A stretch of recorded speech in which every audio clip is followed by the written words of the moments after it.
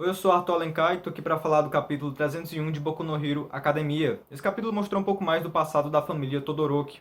Não mostrou nenhuma grande revelação, nem nada de muito novo, mas como sempre a narrativa do Correia aí deixou a história interessante. É como eu já falei em outros vídeos, o Correia ele sabe muito bem dominar a narrativa de uma forma que mesmo que não aconteça nada de muito interessante, nenhuma grande revelação, mesmo que aconteça uma coisa que todo mundo já esperasse, ele torna as coisas interessantes. Então, para mim aí o Correia é um grande mestre da narrativa.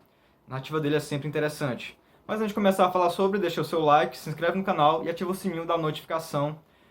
E não se esqueça de ativar o sininho é muito importante, beleza? E vamos para análise. Por esse começo de capítulo a gente viu como foi o começo da relação entre Endeavor e Rei. Deu pra perceber desde o começo que eles eram bem distantes, era um casal, não era o tipo de casal feliz. Eles não eram muito próximos, na verdade parecia uma relação bem fria, que é o que você poderia esperar, né, de uma relação que começou assim como um casamento arranjado, só para poder fazer um filho poderoso. Acho que os objetivos do Endeavor nunca ficaram escondidos aí, sempre foi pela individualidade dela, nunca por outro motivo. Então, é assim até compreensível que essa relação entre esse casal aí não seja assim tão boa, seja uma relação fria. A gente tem a revelação sobre essa condição do Toya, né, do porquê o poder dele afeta ele mesmo. Acho que é porque apesar de ter nascido com o poder das chamas do pai, ele nasceu com um condicionamento físico da mãe, ele é mais resistente ao frio do que ao calor. Então, talvez ele fosse muito forte se ele tivesse o poder do gelo, mas acabou tendo esse erro de design, como dizem no próprio capítulo. E dá até pra ver, gente, que o Endeavor ele tentou fazer o Toya desistir. O problema é que ele acabou ignorando o garoto, ele simplesmente fez o Toya treinar duro igual um condenado, e depois, sem mais nem menos, ele disse: não precisa mais. Como se o Toya fosse um fracasso e já pudesse ser descartado. É exatamente essa palavra mesmo que o Toya usou, se eu não me engano, que ele descartou os filhos, o filho que não servia pra nada. Pelo menos pelo que eu lembro, ele usou essa palavra, né? E ele foi ignorando tudo aquilo, graças a essa obsessão que ele tinha pelo All Might, ignorando o que acontecia ao redor dele, com a família dele, com o Toya, com a Arei, com os outros filhos. E acabou dando a merda que deu, né? É até interessante, gente, esse negócio dessa influência que o Endeavor teve no Toya, porque se você for parar pra pensar, ninguém tem tanta influência sobre nós do que os nossos pais, porque eles são responsáveis pela gente numa época que a gente é muito vulnerável, a gente é criança, a gente não formou nossa autodefesa, eles também meio que moldam o nosso desenvolvimento, quem a gente vai se tornar. É claro, não só os nossos pais, porque senão a gente se tornaria cópia deles, né? Mas eles são aqueles que têm mais influência nisso aí, no nosso desenvolvimento.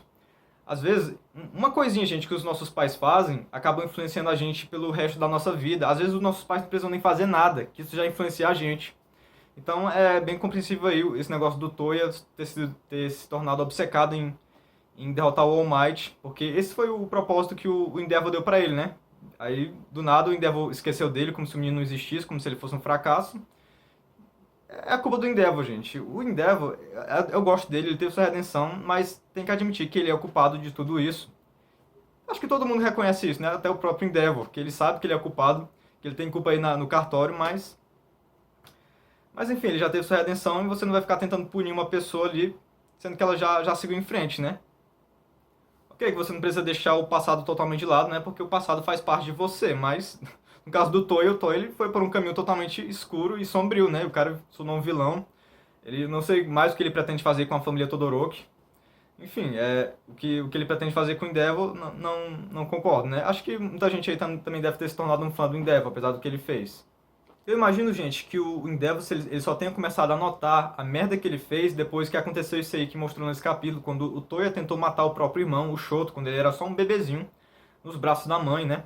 Na verdade, gente, essa tentativa de assassinato acho que foi só a primeira de muitas merdas que aconteceriam aí sucessivamente. A primeira foi essa tentativa de assassinato, depois a morte do Toya, depois o colapso aí da Arei, que ela tentou aí matar o Shoto. Acho que foi isso, né? Ela tentou matar, ela jogou água fervendo nele, então acho que foi aí também uma tentativa de assassinato. Ou então o Shoto já tentou já sofreu uma tentativa de assassinato de dois parentes, né? Foda isso. Mas enfim, é tudo culpa do Endeavor, né? Me parece que a Arei, ela se culpa bastante também pelo que aconteceu com o Toya, porque ela também ignorou o garoto, né? O garoto foi deixado ali totalmente de lado e ela também não fez nada, ele também foi ignorado por ela. Ok, o caso dela é um pouco diferente porque ela também estava sob muita pressão, né? Mas mesmo assim, dá pra entender porque ela tá se culpando, já que ela era mãe, né?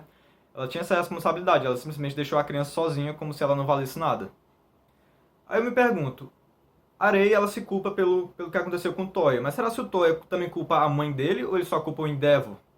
Será se ele também enxergar a Rei como uma vítima do Endeavor ou ele também bota um pouquinho de culpa nela? Bom, quando ele revelou essa verdade aí pro público, não me pareceu que ele queria martirizar ali a mãe dele, só o Endeavor mesmo. Então, talvez ele sinta até um pouquinho de pena da Rei também. Eu não sinta nenhum desejo de vingança em relação a ela. Até fico curioso para ver como é que seria o encontro entre Toya e Irei depois de todo esse tempo, depois de tudo que aconteceu. Acho que seria uma coisa interessante de se acontecer. Minha nota para esse capítulo é nota 9. O próximo capítulo, muito provavelmente, vai continuar esse drama aí da família Todoroki. Talvez mostre um pouquinho mais do passado. Quer dizer, com certeza vai mostrar mais do passado. Também espero que a Arei, como eu disse no vídeo passado, que ela diga mais sobre o que ela está pensando, como foi que ela conseguiu tanta força aí, já que ela estava num estado psicológico tão frágil, né? E agora ela parece tão determinada a resolver tudo isso, a colocar todas as cartas na mesa. Quero saber como é que foi o pensamento dela para ela poder chegar a esse estado que ela está agora. E também espero que no próximo capítulo revele o que eu estava teorizando no vídeo passado, de que foi a Arei que ajudou o Toya a forjar a própria morte, então ela sempre soube que ele estava vivo.